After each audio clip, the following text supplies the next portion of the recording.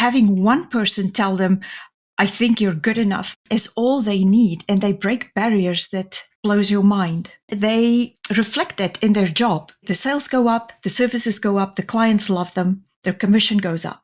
You're building someone's self-esteem by giving her knowledge and a skill set and a safe environment in which to practice it. I think the key in life is not to make it complicated, but to make it simple. Teach all these other spas what you're doing. Take these things and keep molding it for everyone into systems that work better and better and better, which means I saw into the guts of triple-digit spas over almost 20 years. I can help these injectors and business owners earn literally 10 times what they do. Welcome to another exciting episode of the podcast, The Thought Leader Revolution. I am your host, Nikki Ballou. And boy, do we have an exciting guest lined up for you today. Today's guest is a powerful, emerging thought leader. She is one of the world's leading authorities when it comes to MedSpa and everything associated with making a MedSpa a beautiful, fabulous business and life mission. I am speaking, of course, of none other than the one, the only, the legendary Dr. Dia Berger. Welcome to the show, Dia. Hi, Nikki. Thank you for having me. It's a pleasure to have you on the show.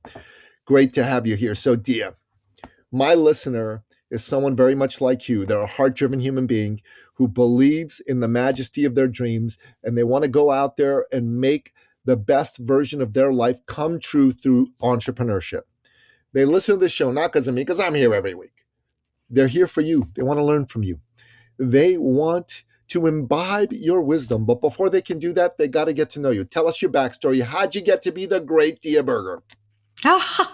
Well, the beginnings were humble. I grew up in Namibia, the country just north of the Republic of South Africa, and I was a little bit of a wild child. I climbed trees and wore no shoes. My father was a GP surgeon, and the area he serviced was about the size of Belgium, which means he did it by airplane. So he was called the Flying Doctor. So I kind of grew up flying planes.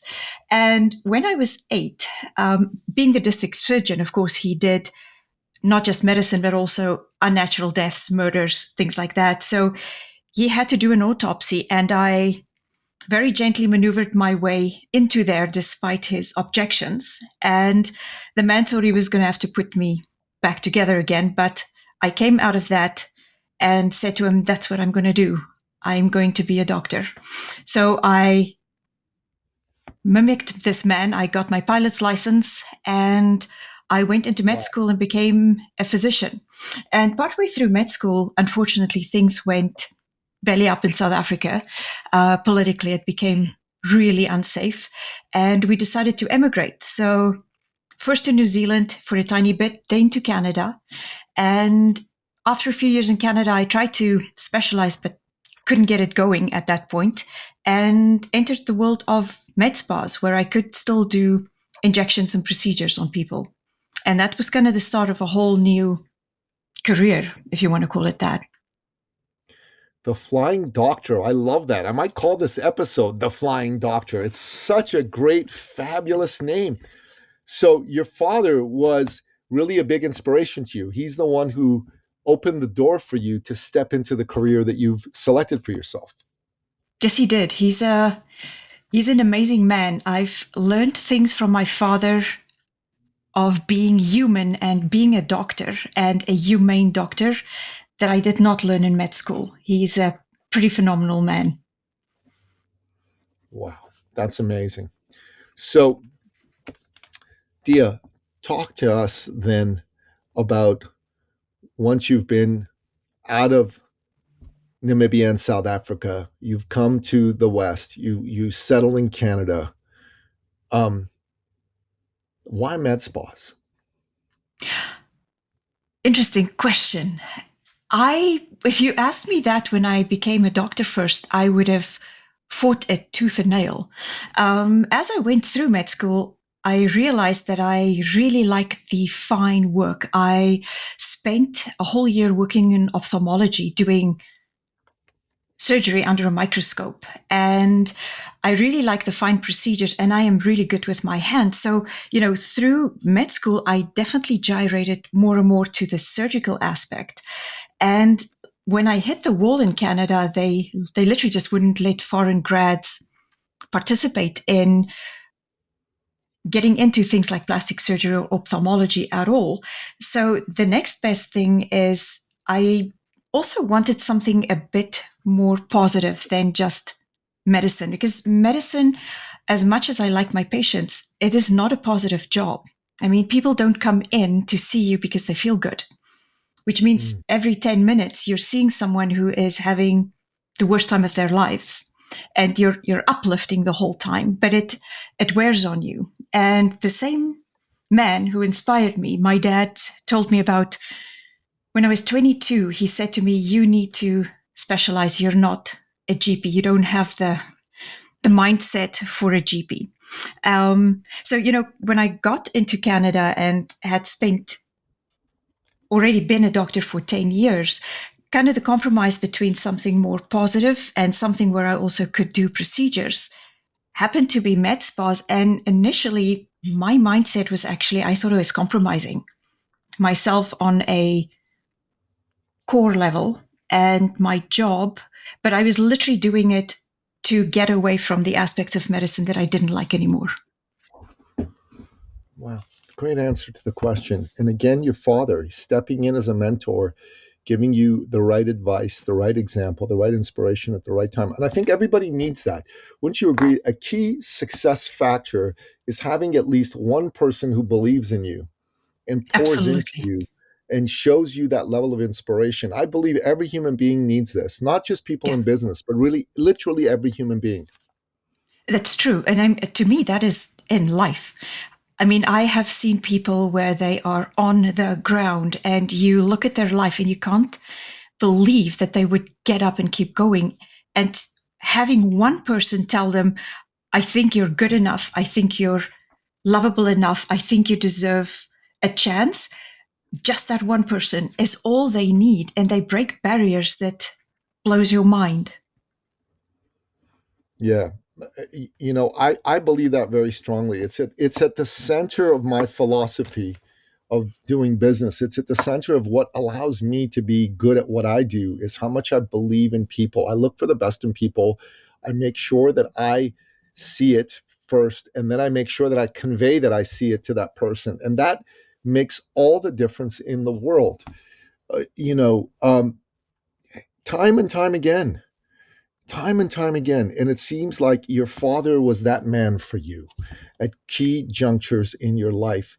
And it seems like you do that for the people that you work with as well. You bring that level of belief for them. So speak a little bit about that and why you've become so passionate about being of service to other people with this area of specialty. Okay. That's a very good statement. And I mean, just to pull that back to you, because I have worked with you, and that is part of the magic that is Nikki Ballou, right? Is to make each individual person feel special. It's not faked. So I can tell you that if that's your goal, Nikki, you're very successful at it. Thank God. For Thank for me, doing that in the spa world, I was more aware of my influence, and twofold. One is for clients, but the other one was staff. And the man who was originally my business mentor for a while, he said to me at some point, we spent a lot of time brainstorming, working through things, right? Literally mentoring me and back and forth. And he made a statement one day and he said to me, "With estheticians, we work with broken girls."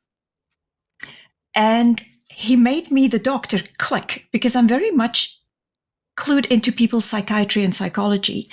And very often your average esthetician is someone who is doing it because she's pretty and was told, "This is all you're going to do, right? You're pretty, so you better go make other people pretty," right? They're broken down and they've been suppressed.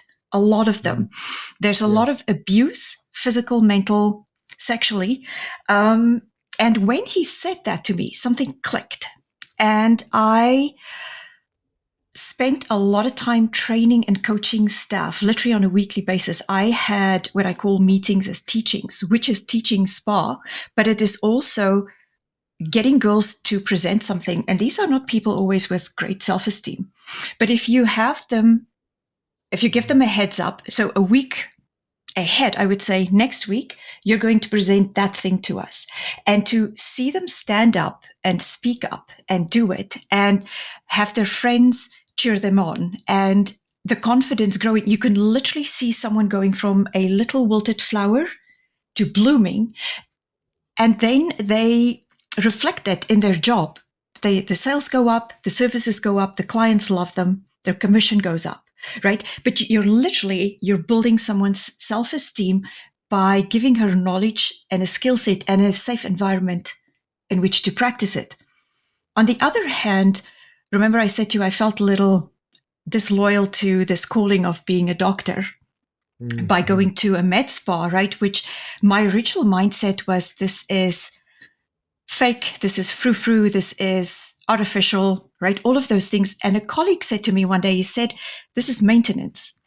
As we go to the gym and have a 30-year-old body when we're actually 50 and color our hair or, right, do whatever else we do in life to improve health and state of mind, people coming to a med spa to see us look for the same outcomes.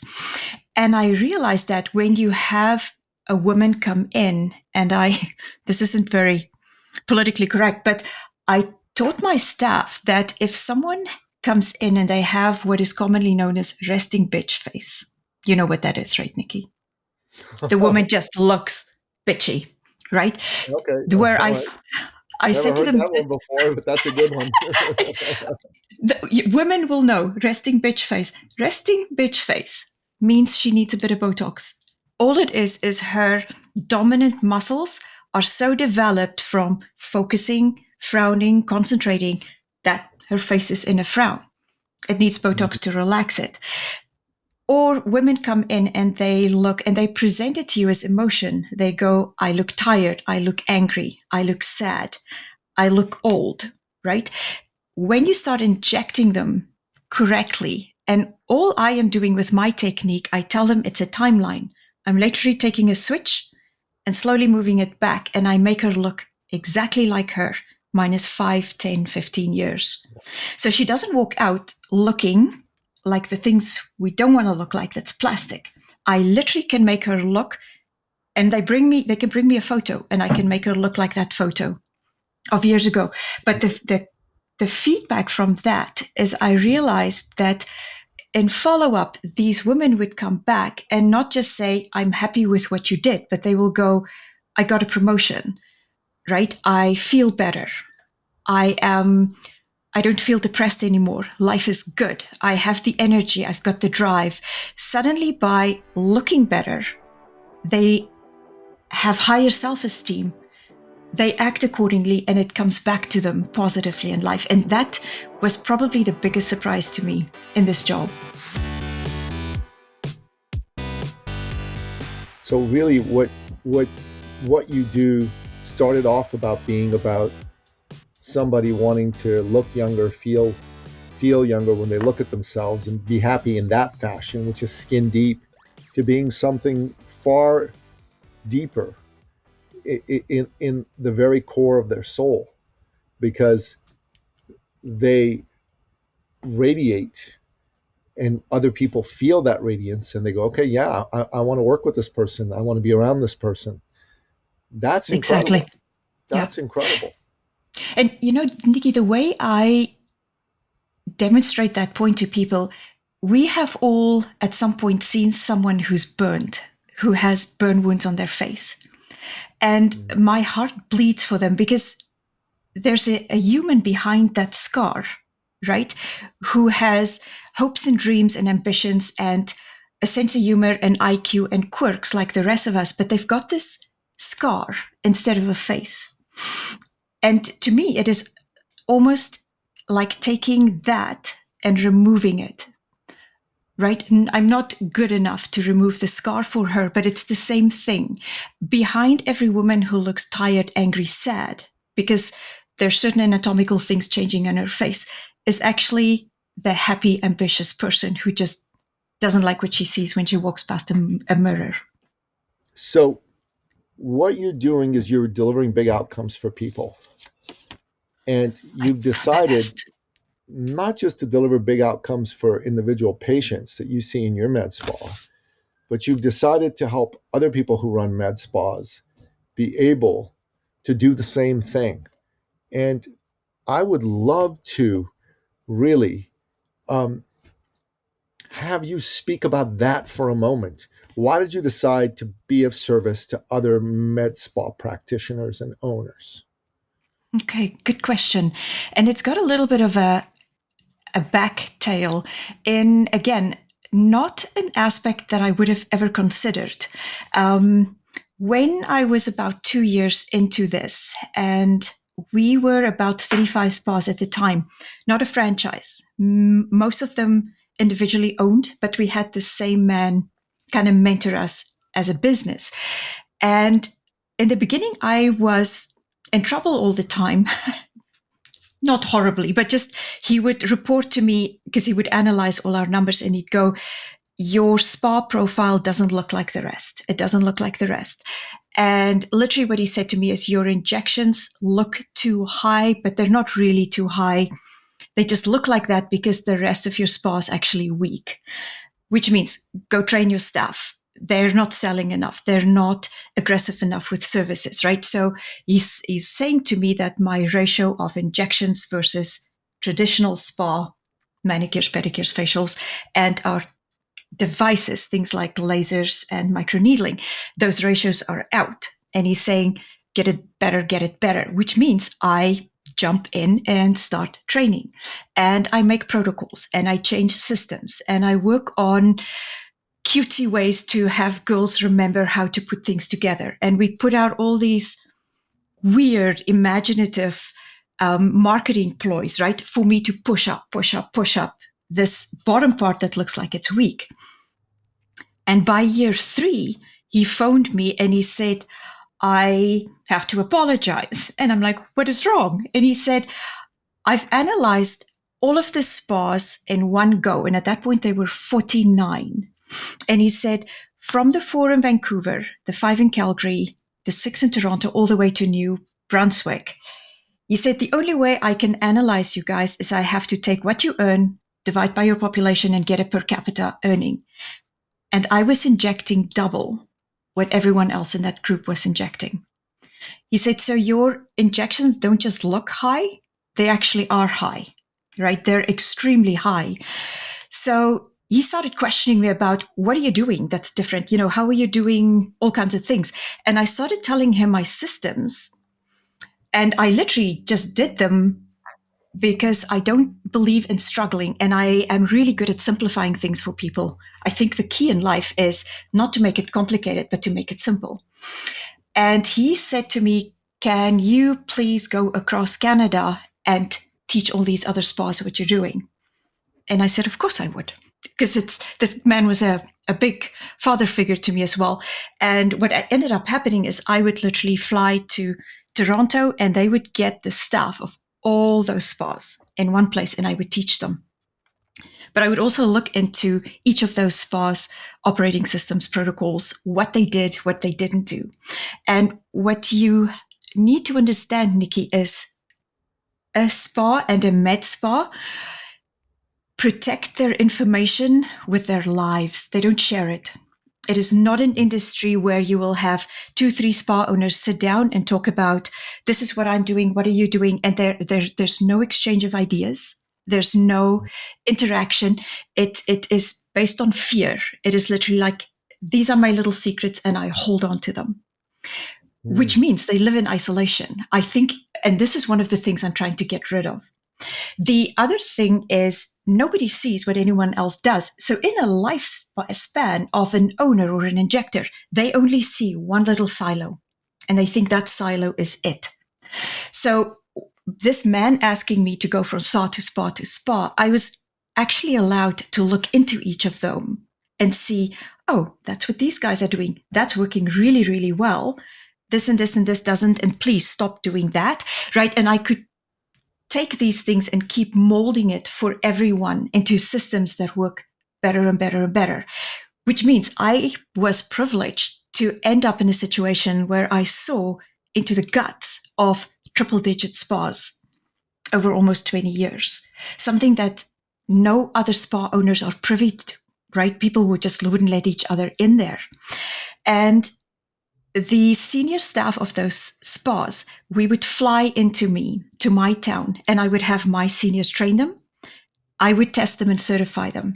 Their injectors would fly to me. They would literally stay in my basement for a week at a time, which means in the day we're injecting, I'm teaching them. At night, we keep doing theory. I'm teaching them systems, methods.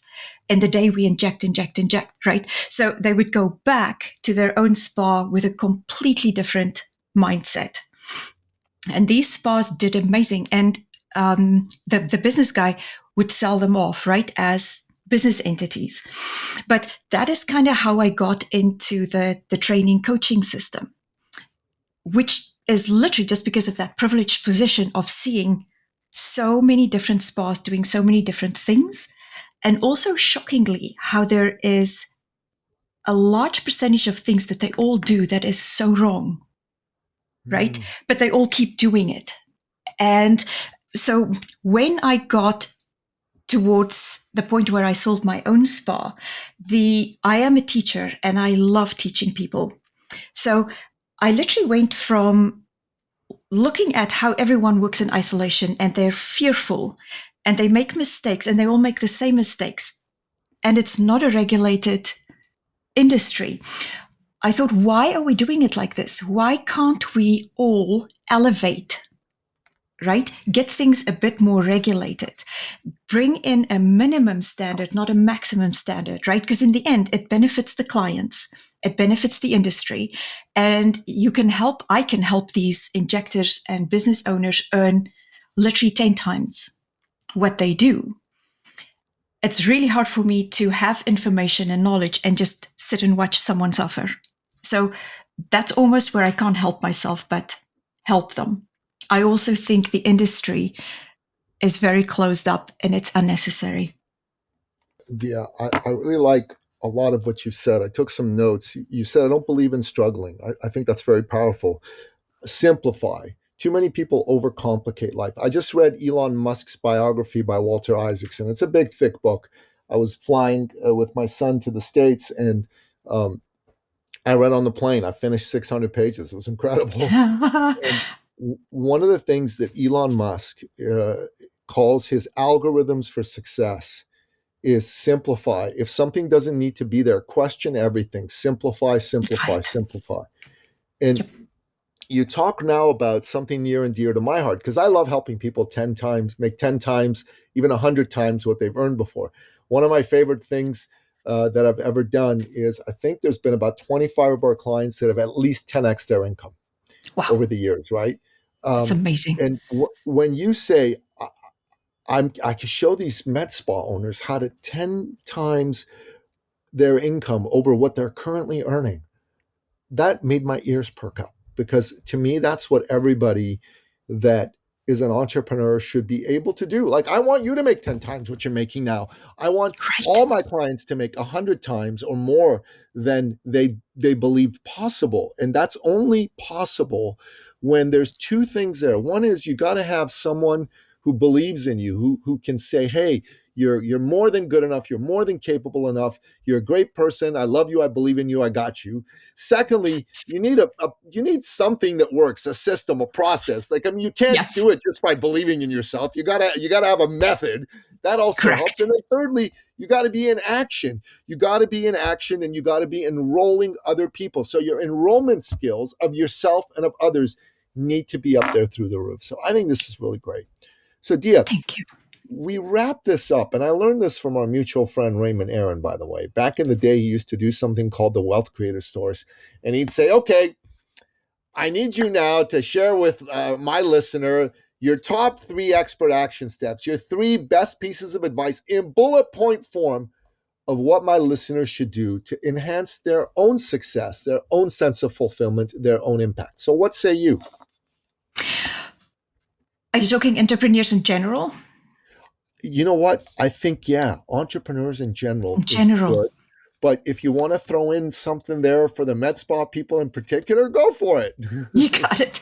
I think entrepreneurs in general is the moment you know 10% more than the rest of the group, you're the pro.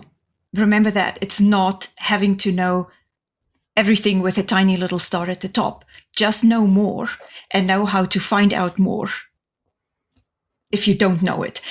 Number two is people who are entrepreneurs don't necessarily like boxes. We like to be able to climb outside of boxes. You need the box there to give it structure. But for those real entrepreneurs, all I can say is keep thinking outside the box. That's how we get things done.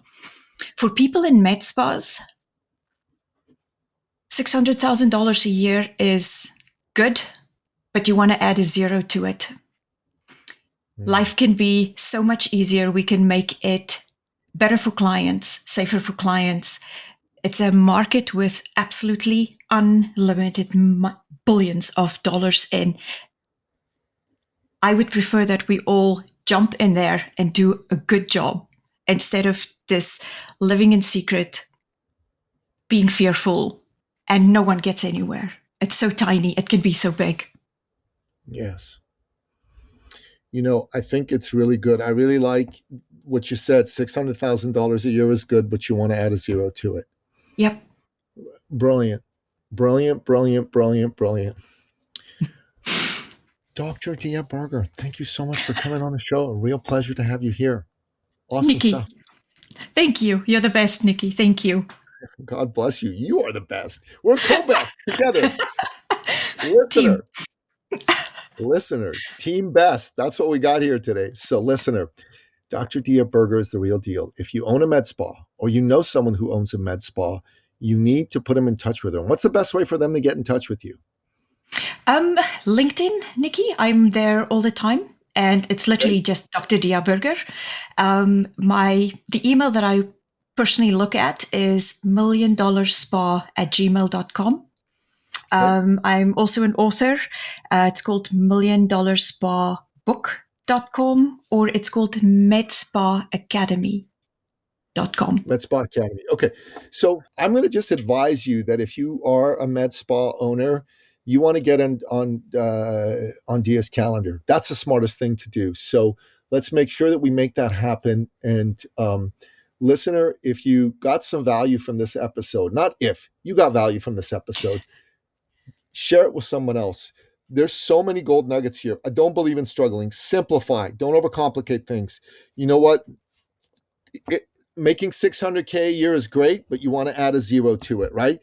Know just 10% more than anyone else in your peer group, and you're the pro. I think that's brilliant, right? And that is what everybody needs to do. And you also want to be somebody who climbs outside the box. The box is important for structural reasons, but climbing outside the box, that's absolutely brilliant. God bless you. Thank you so much for coming on the show. Merry Christmas, Happy New Year, and look forward to speaking to you again very soon. And you know what?